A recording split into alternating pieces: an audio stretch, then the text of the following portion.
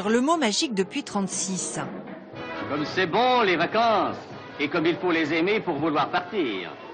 1936, les congés payés, 2 semaines de vacances, la France se rue dans les gares. Courage et patience, c'est la devise de l'aspirant au départ. Ils partent et ils chantent en chœur avec Maurice Chevalier. Dans la vie, faut pas s'en faire. Moi, je ne m'en fais pas. Tous les moyens sont bons pour fuir la ville, le labeur et la sueur. Partir pour aller à la mer, et pour y aller pendant longtemps, il n'y eut qu'une et une seule route. On mettait tout le barda dans l'automobile et puis roule sur la Nationale 7. Il faut l'apprendre qu'on aille à Rome à 7.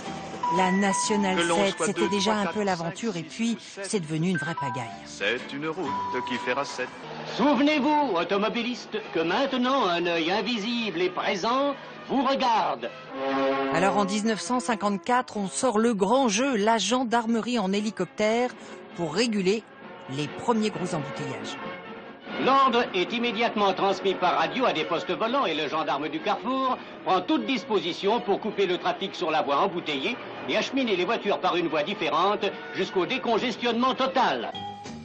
Eureka! En 1961, on avait trouvé la solution. L'autoroute Estérel-Côte d'Azur, qui est la première autoroute française à péage. Ça nous promettait un boulevard. Du moins, c'est ce qu'on croyait. Ah, bien sûr, pas moyen d'avancer. Qu'est-ce qu'ils font devant aussi? Et l'autre Thierry, y a vraiment pas de quoi.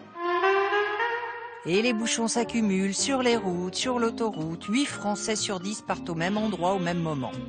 Ah, ils sont en panne par-dessus le marché. C'était bien la peine de nous doubler tout à l'heure. En 1969, on parle pour la première fois de la grande transhumance de l'été et du fameux chassé-croisé.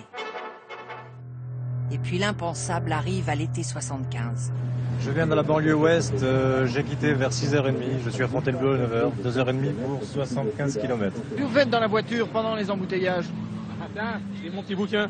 On écoute la radio, puis on discute avec ma belle-mère. Voilà.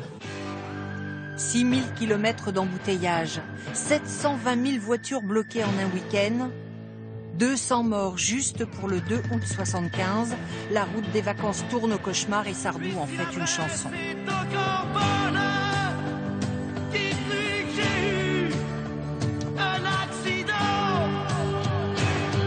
L'année suivante, il faut absolument alléger l'atmosphère. Et les routes.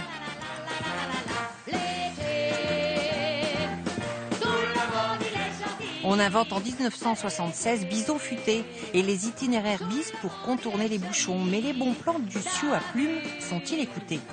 Hélas, pas assez. Ils sont écoutés au 5e. Il faudrait qu'ils soient à moitié exécutés. Pagaille un jour, pagaille toujours en 1985. Tout le monde écoute les bisons futés. Tout le monde va partir aux heures données. Donc autant faire la contrariété. En bison fouté, je suis un petit peu dépassé. Je vais quand même pas perdre 3 jours de vacances pour attendre qu'il n'y ait plus personne. Mais avec les années 90, on a appris à ne plus rester dans les embouteillages sans faire une pause. On s'arrête un quart d'heure, on fait faire pipi au chien et allez, on repart. Ça fatigue moins le moteur et puis les personnes qui accompagnent. Quant aux bouchons de l'an dernier, ils les ont supportés avec philosophie. Comment on fait pour s'occuper dans la voiture, dans les bouchons? On chante. Il leur a suffi d'avoir en tête un tube de l'été, de se poser à la fraîche et avec un brin d'optimisme. C'est bon là, ça va rouler. Tout doucement, on va y arriver. Peut-être qu'ils ont même entendu dans un coin de leur tête le bruit des vagues.